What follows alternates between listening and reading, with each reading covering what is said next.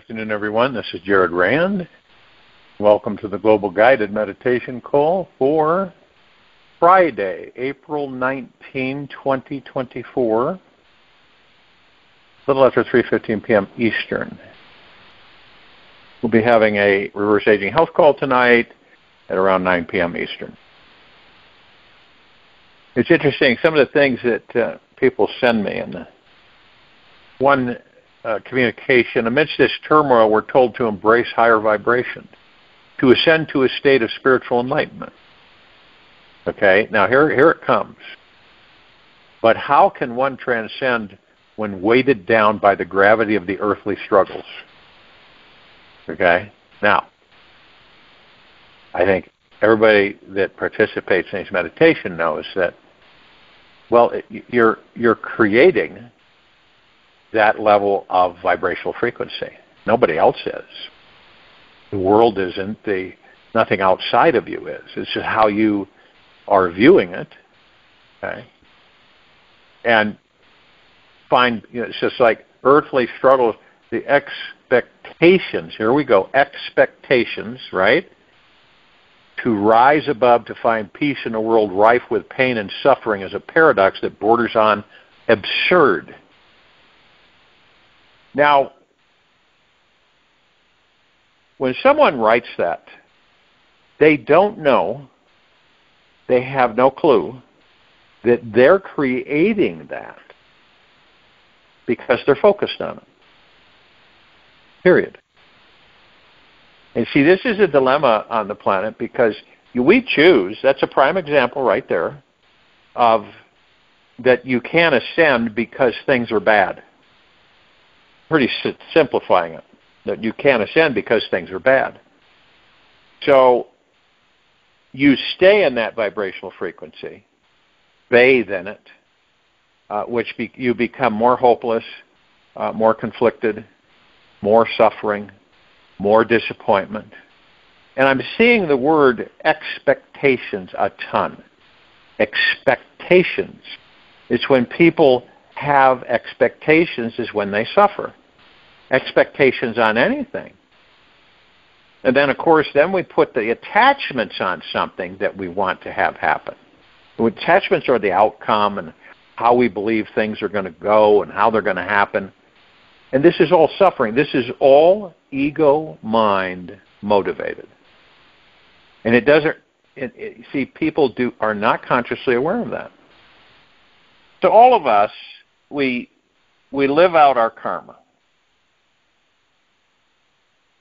And the best we can tell ourselves about karma is that if we are pure spirit, we are not matter. And we are that eternal spirit. So if each of us is that and not this, or this body that is going through this life, why don't we remember? Why don't we remember at all? Why can't we read the entire Akashic record? This comes up a lot. And it's because of our attachments to the physical plane of reality. That's why, people say, well, how come I don't remember? Nothing. And why can't we read the entire Akashic record? The root of that is because of our attachments to the physical plane of reality, because of the power of our identification with our own body, senses, and thoughts. That's powerful. That's quite powerful, our own body, senses, and thoughts. If you could go into a meditation room, close up your ears, sit down, center, go in,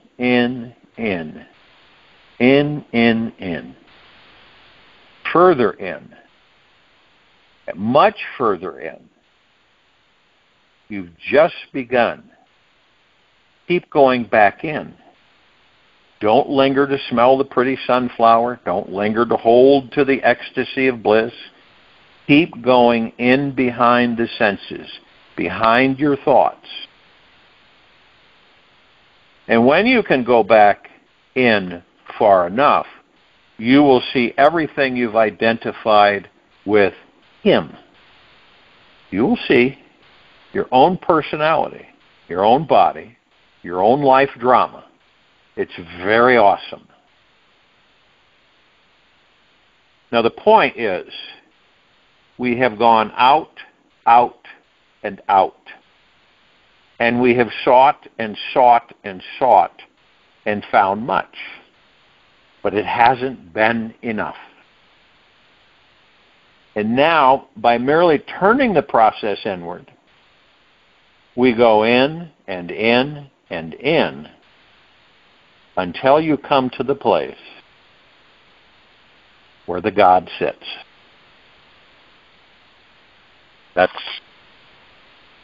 And what is this place?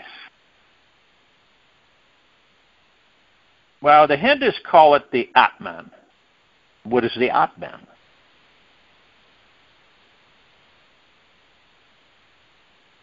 The Atman, or divine self, is separate from the body.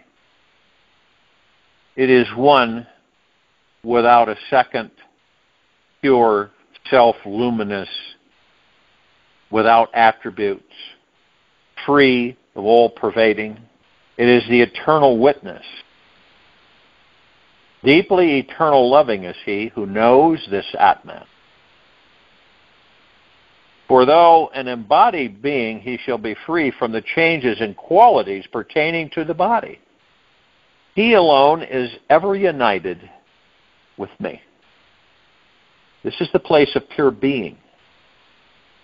That inner place where you dwell. You just be. There is nothing to be done in that place. From that place, then, it all happens. It manifests in perfect harmony with this universe. Because you are the laws of this universe. You are the laws of this universe. This is what man's journey into consciousness is all about. This is Om, which means home. It's going Om. This is the place. Becoming one with God. Returning. It's the return to the roots that the Tao talks about. It is the stillness, the calmness, the fulfillment. And when you make love and experience the ecstasy of unity, that's the place. When you experience a great achievement and you feel a moment of exhilaration, that's the place. When you see a moment of poetry in a flower, or in words, or in art, the way it's supposed to be, this is the place, right here. It's the enlightened consciousness. It's, or in other words, the enlightened one, Buddha, or the enlightened one, Christ. It's the Buddha consciousness, the Christ consciousness. I and my Father are one. What does that mean? That's what Jesus quoted down. I and my Father are one. You, okay, and the God within you, within that body, are one. You give up attachment and you finish with the illusion. This is the place.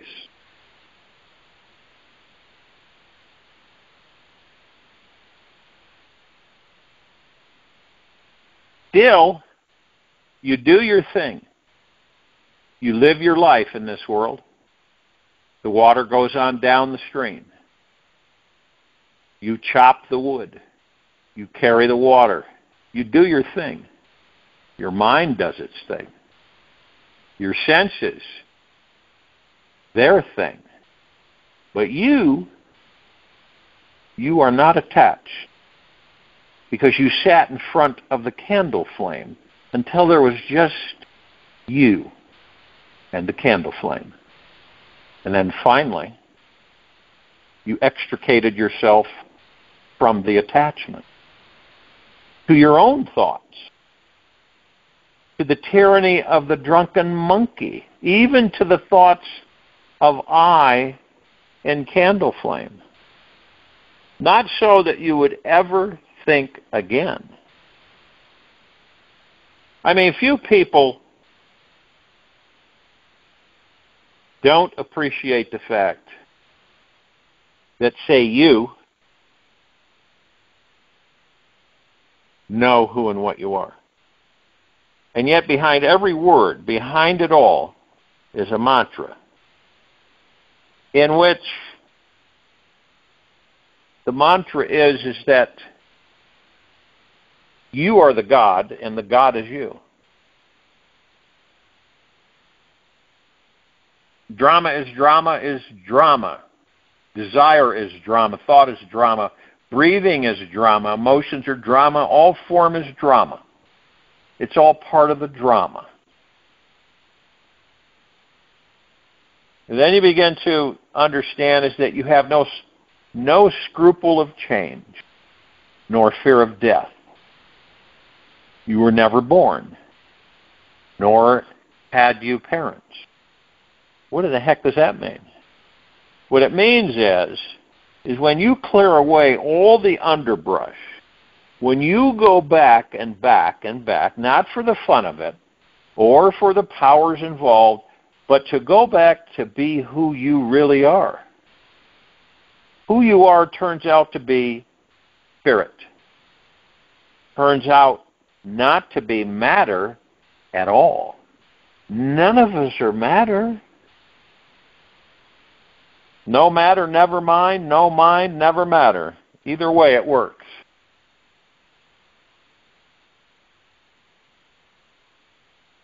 Mind. The mind creates matter. The causal plane is the world of ideas that creates this universe. Right at the top of the causal plane is what we call the Godhead. It's the first place into this universe of form. It's the first world of form. It's the place where the mind that is God manifested into this universe. His thought manifested into all the lower levels of the causal plane, all the astral planes and the physical plane. And when you go back, you go to that place where you become one with the Godhead. You are God. You are the idea that life or lies behind this universe. You are literally it. You're not making believe you're it. You are it. Then we start to understand the illusion delusion of what we've all been taught for generations is all wrong. It's all wrong. It's to do what? What does it do? It keeps us from the gods that we are. That's all. That's it.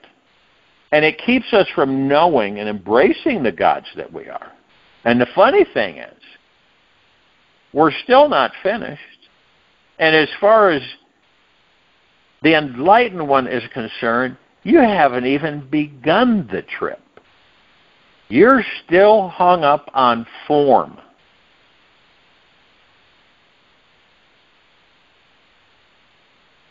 It's all illusion. No matter how groovy it gets. The physical plane is obviously an illusion. All a dream. You go to bed at night and dream. You notice about your dreams, they're very real. And yet they don't have any substance on the physical plane. That's the astral plane. You're dreaming on the astral plane. At the point of pure ideas, sometimes very high physicists or poets touch pure idea.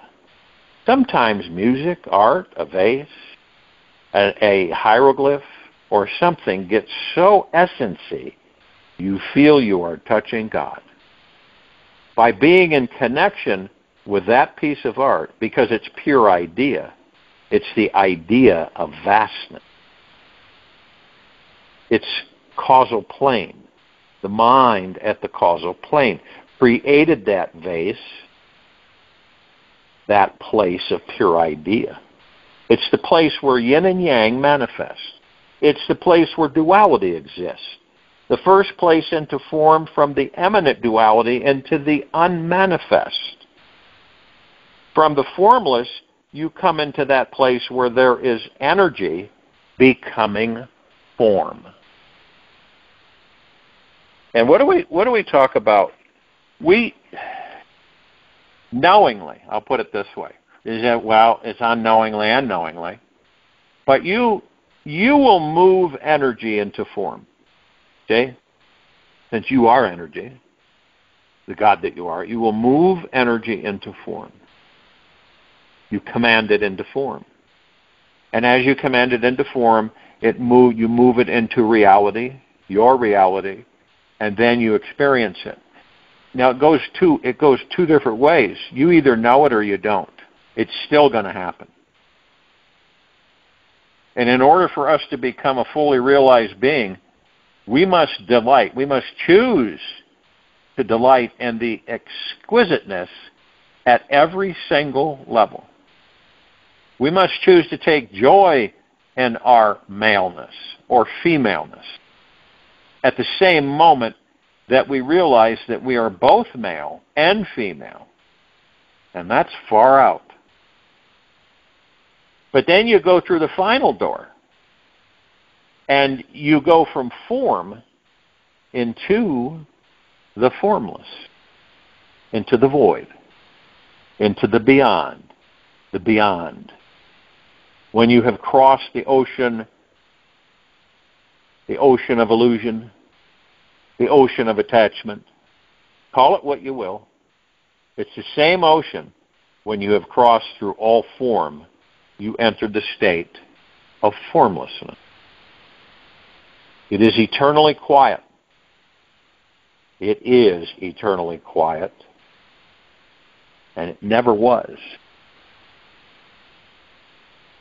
Push far enough into the void. Hold fast enough to the quietness. And of the 10,000 things, none but can be worked by you,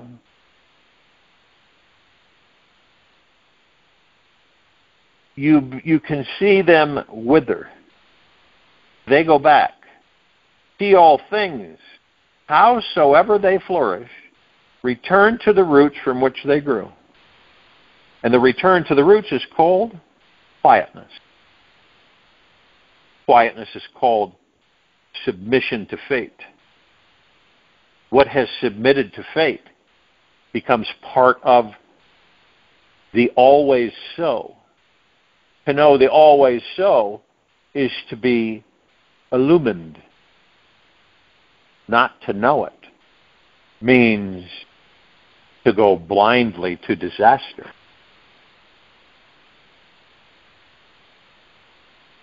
So says Lao Tzu and the Tao Te Ching. To go, you've got to go the whole trip, all the way to the back, before you get to the place where you see that behind all this, there is all this in its Om. Home. Remember, Om means home.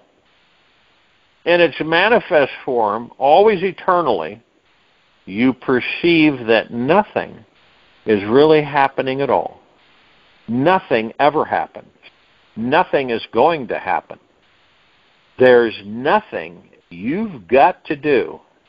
There's no doer to do it anyway.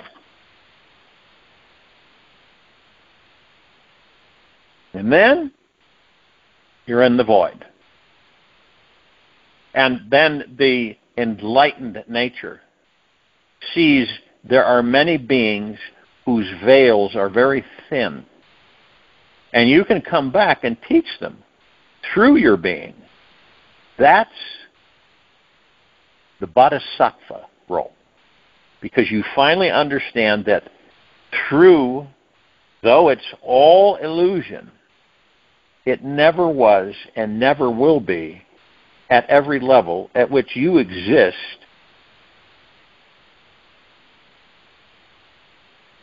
Your art of embody, of everybody, your heart of everybody else, because it's all one being. You're part of everyone else because it's all one being. Really?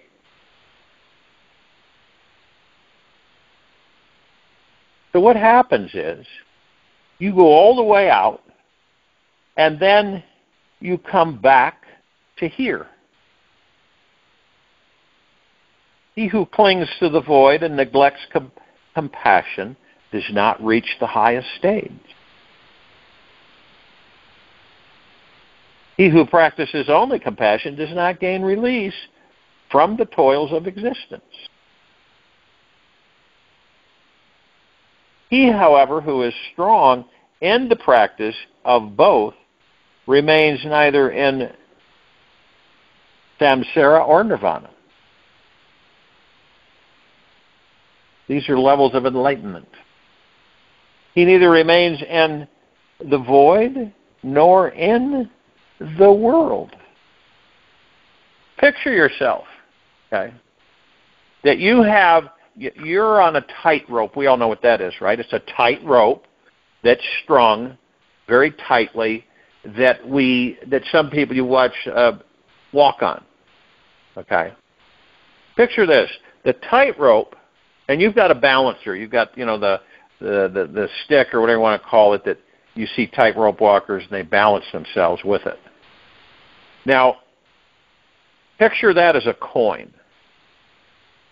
And the tightrope that you're walking on is the edge of the coin. And you have tails and heads on the other two sides of the coin. And the center of that coin that you're tightrope walking on is what? The now. That's the now. And oftentimes we may walk the third side of the coin and then we fall off into yesterday or tomorrow. And some of us will climb back up on that rope, the center, the now, and continue to practice until we get in perfect balance of walking in the now.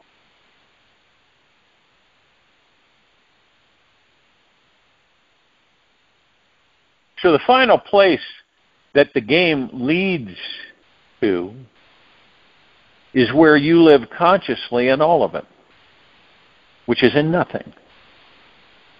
Because you are eternal.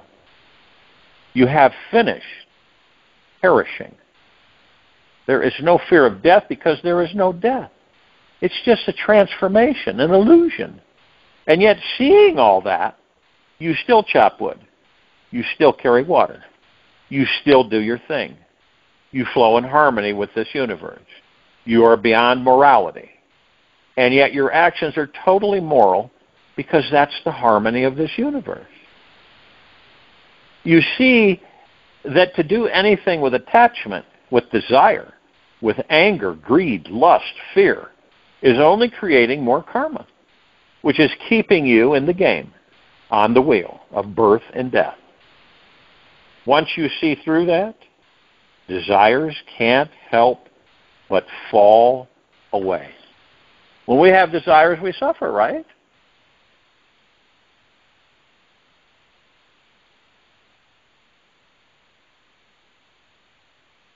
But at first, when you see, you want to run down the street shouting, spreading the good news, run down the aisles of churches yelling. Listen to those words you're singing. It's really here.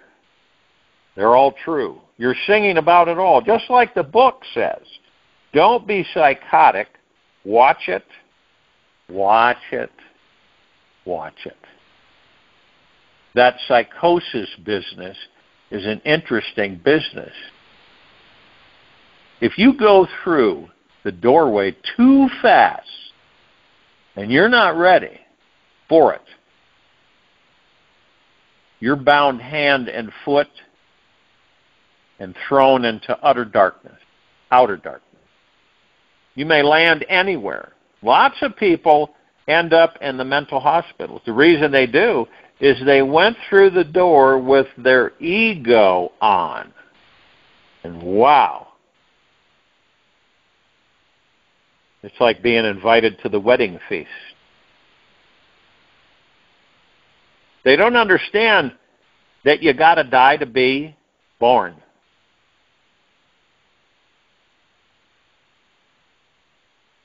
That only when you have been born again do you enter the kingdom of heaven. So they've gone in on the first round, and what happens is they go on a huge ego trip, and it's called the Messianic complex. Messianic complex. It's called paranoia, delusions of grandeur.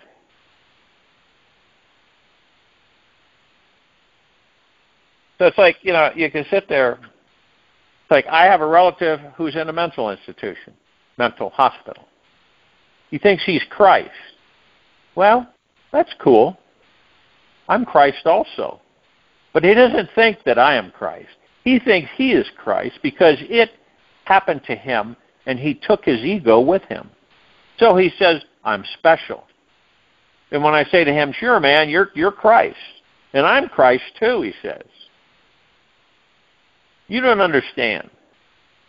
And when he's out, he steals cars and things like that because he needs them because he's Christ. And that's all right. So they lock him up. He says, I don't know me. I'm a responsible member of society. I go to church. Me, they put in a mental hospital. You're free. You've got a beard. You wear a dress, whatever. Sure, because as far as I'm concerned, we're all God. That's the difference. You really think another guy is God, he doesn't lock you up. Funny about that, isn't it? You see the difference?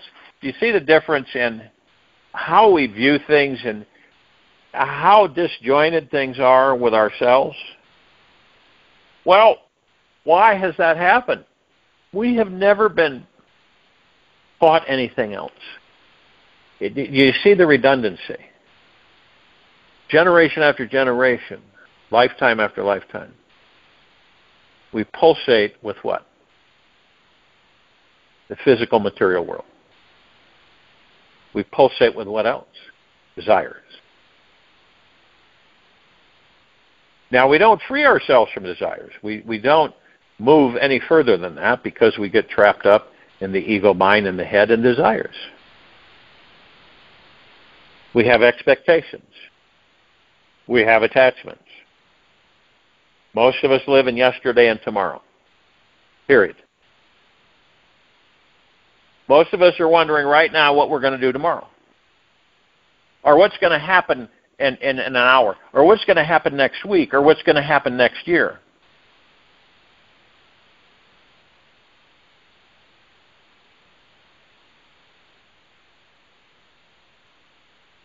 So it's like you've got to be really pure.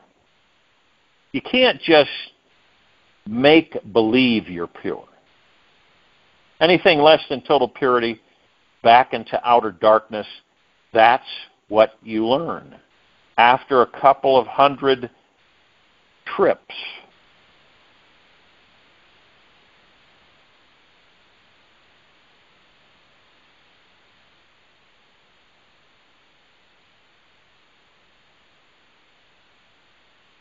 There are so many things as long as there is an up, down in your head, outer darkness, as long as you're in the world of yin and yang, outer darkness, it takes a lot of purification. Someone might say, purification of what? Purification of thought, purification of body, freedom from attachment.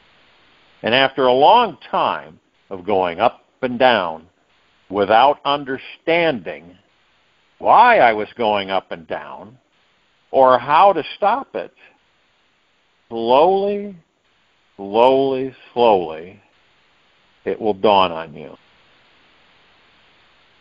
Now, why did I keep trying? The answer is very simple. And almost all of you know the answer already. The answer is, once the seed's been planted, once you have been born again, you don't have any choice. And then there's the next message. Next message is where when you hear the next message. Whenever you're ready, you'll hear the next message. And the interesting thing is there's always a next message for all of us. And it's always available to us. Now that's a hard one. The handwriting is already on the wall saying magic theater. For madmen only. Price of admission, your mind. Always there. Question is, can you see it? Do you know it?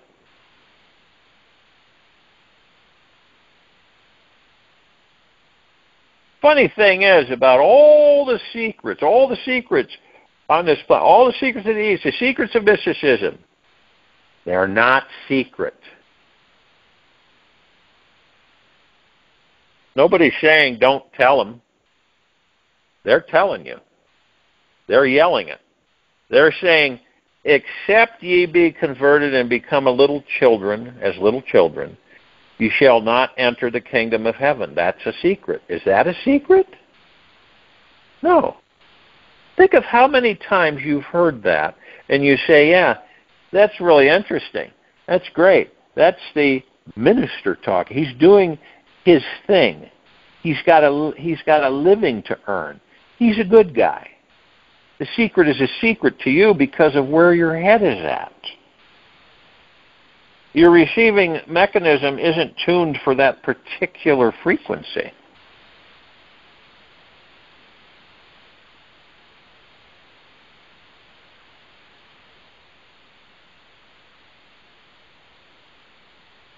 There's a lot of people that read a lot of books. Okay? A lot of books. So they keep reading the books, but they don't understand them. They're yelling the secrets, but they couldn't hear them because they were looking at them from the wrong place. And they couldn't get their heads into the right place. But they still wanted to know. See. And that's the Western rationale. So they looked and looked and looked and looked, and as long as they looked, like a rational man looking, they didn't find anything. They just found their own shadow. All the time, that's all you ever find, yourself. You only read to yourself. You only talk to yourself. You only ever know yourself. That's all there is. Strangely enough, it's you. This whole game, right? This game doesn't really work. It can give you all the rewards that seem to be offered, but it doesn't work. And some of us know this. Some of us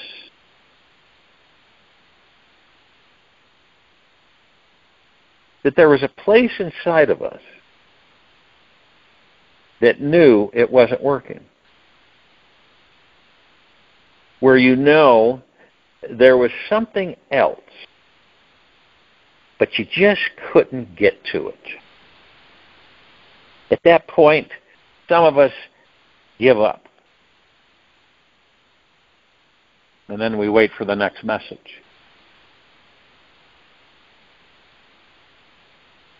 How many times, it's like, when I went through the doorway, I thought, wow, it isn't like I thought at all. I mean, if I'm going to spend my life manipulating this puny ego through a set of power games and sensual gratifications, what's the payoff? The end is that it's going to end anyway because it's all in time. And suddenly, you begin to like who you are at that moment. You're out of time, out of space.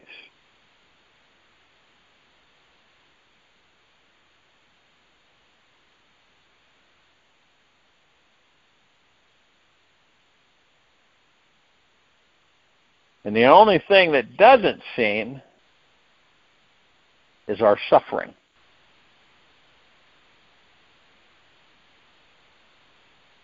And a lot of people can really get into their suffering. You can really get into your suffering. Self-pity. That's real. Everything else may go, but boy, you've got to suffer. It's the same for all of us. We're just coming out of the dark night of the Protestant ethic.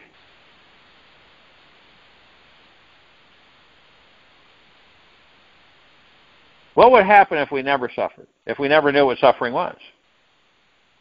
It's the only way we will be good. It feels so good to hurt so bad.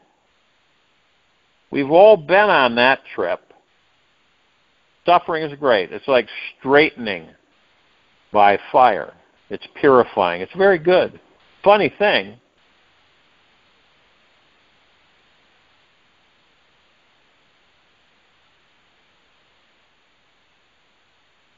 and we've all gone and we go the whole suffering trip. You can't be the guy or the gal who is suffering.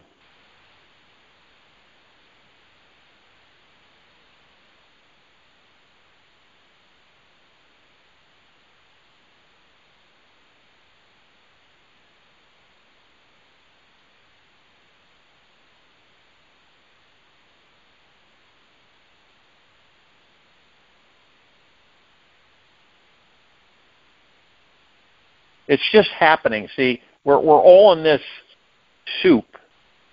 You're standing on a bridge, watching yourself go by.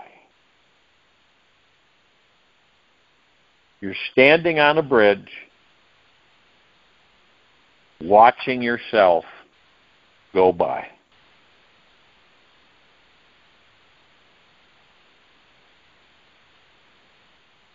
That's pretty much in a nutshell what we're all doing.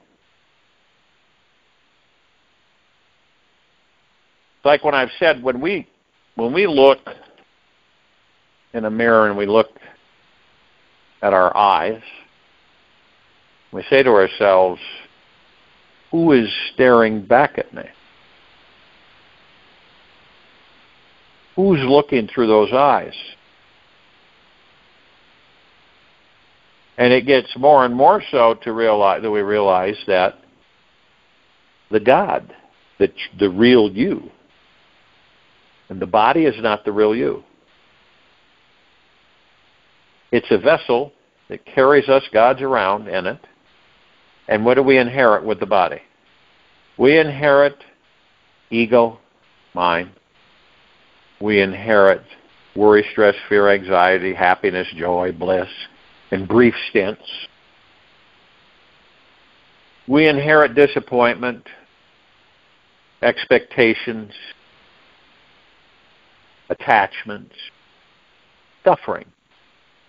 We inherit that we're told to live in yesterday and tomorrow.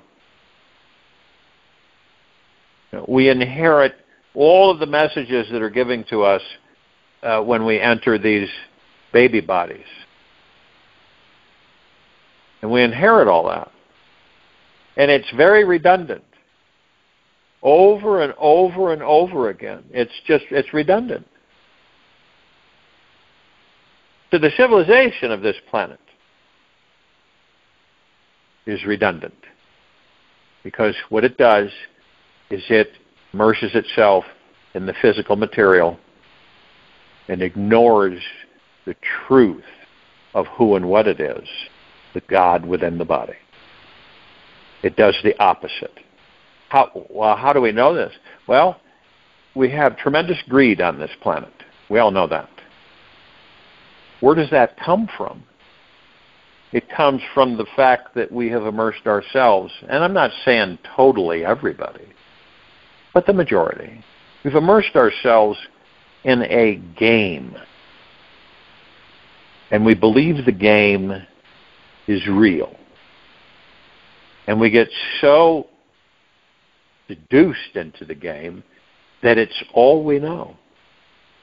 It controls us second by second, minute by minute, hour by hour, and onward. And any of us are exempt from it? No. No. I mean, there's some gurus that were high on LSD all the time. They took drugs, they did all kinds of things to find the way. Right? Find themselves.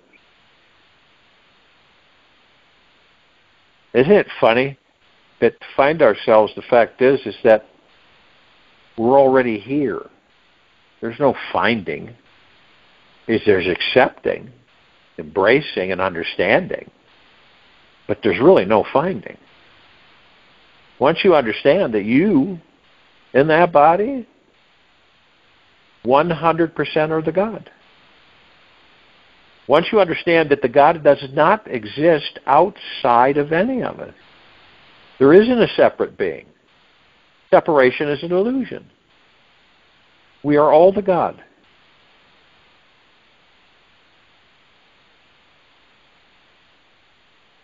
And so what do we get? Well, we get religion. And what's religion? Well, it's thoughts by others that believe that they believe there's certain ways to believe in things. This is how things are. This is the religion you believe in. This is what you follow. Now, what does that mean? It means that somebody comes along, creates a religion, and people follow that religion. So whatever that religion dictates to the people they believe and follow.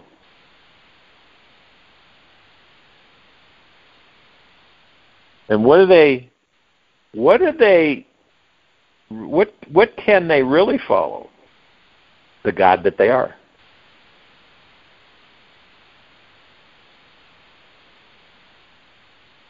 And it's a choice in a lot of ways because you choose. We all choose. Whether we do it consciously or unconsciously. We're always choosing. We're always deciding. Every waking moment and sleeping moment, we are deciding and we're choosing. We choose what to believe, don't we? On this planet, in this very now moment, we choose what to believe.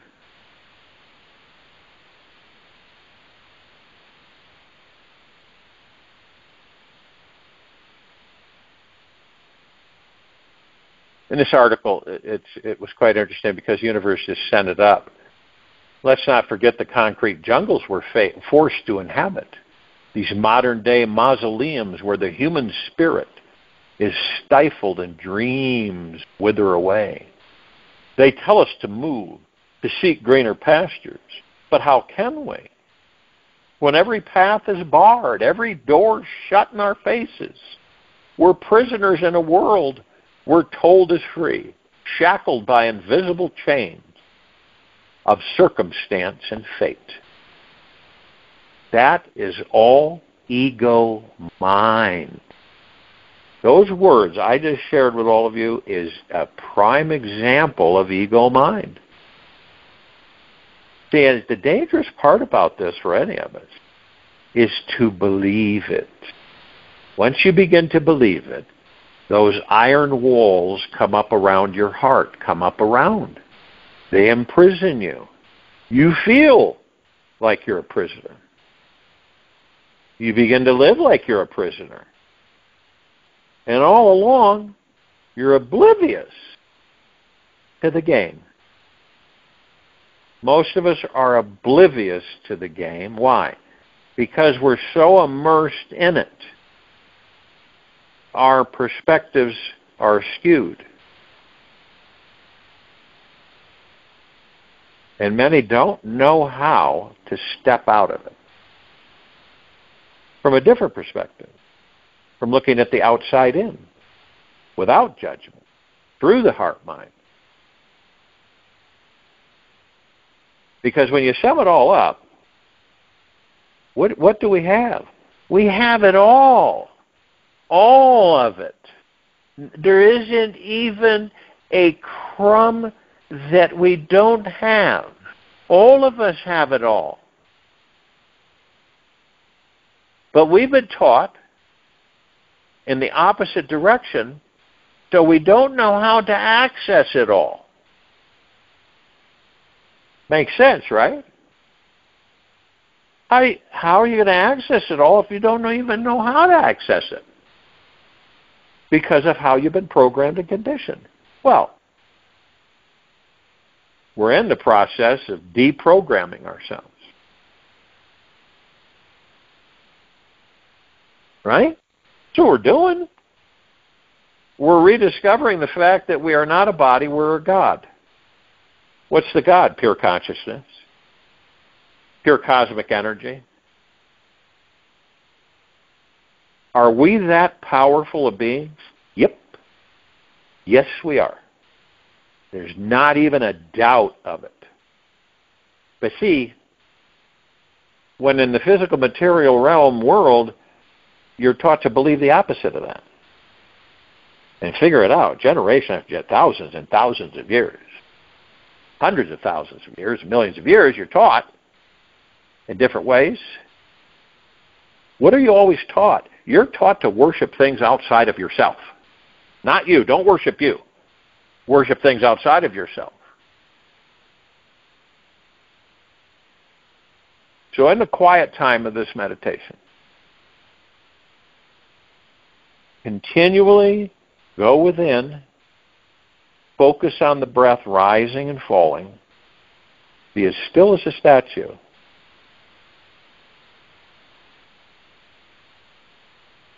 This lends us to go where? Higher vibrational frequencies, deeper within. And eventually, what do we come into? We've eventually come into the God. What the heck is the God? You, the real you. See, the separation has been played so long on this planet that we just don't know. We don't know. We don't really know that we're the God. We don't fully embrace it. We feel guilty, uneasy, uncomfortable about saying it because of the religious beliefs. Period. Okay.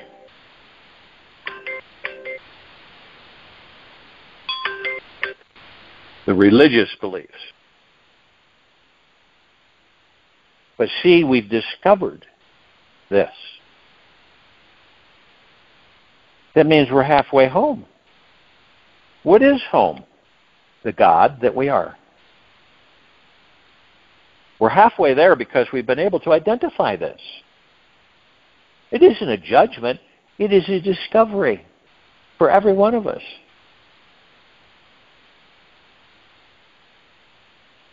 And you can feel and start to understand how things continually keep opening up inside of you. These iron bars that we've constructed throughout lifetimes are beginning to disintegrate because they're all illusion anyway. Our hearts are beginning to open like flowers. We're letting go of things. We're letting go of what? Worry, stress, and fear, because it's part of the game. It's part of the physical material world and the ego mind. These are the things that we are mastering. Now, it doesn't mean that, well, I'm okay, I'm in the heart mind for good and the ego mind's gone. No, that's actually the ego mind telling you that. But you're discovering bit by bit, step by step, by going deeper within, that you're identifying them. You're getting closer and closer to who and what you are. That's exciting. That's highly stimulating. Phenomenal.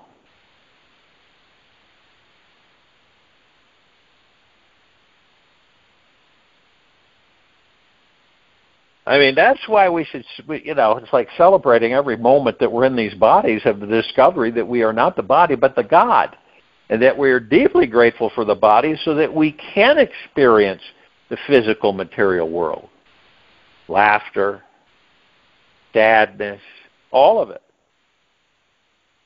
Because it's temporary. It isn't forever. These are temporary stints that all of us embrace in physical material bodies. And we do it, and we experience it, and then it's done. And then we go and do it again, and we experience it, and then it's done. And the only reason that we don't remember our past lives is because we are so heavily entrenched in desire. It blocks us from seeing or witnessing our past lives.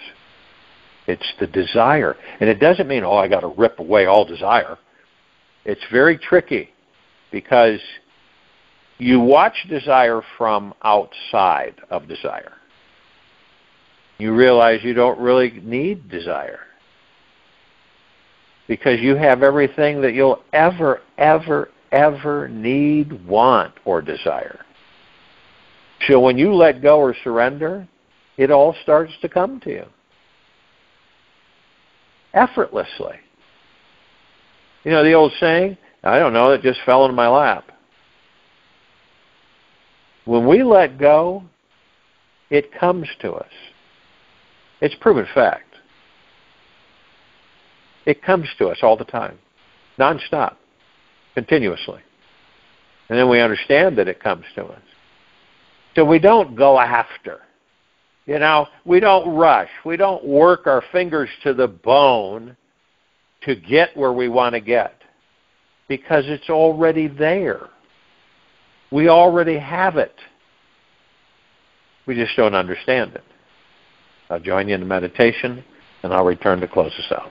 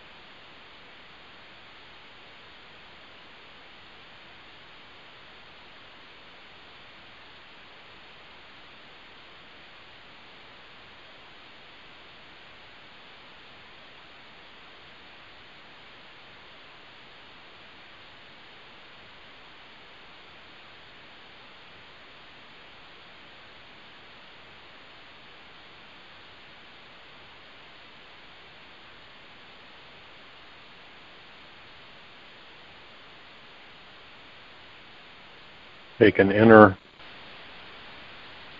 slowly, an inner breath through the nose.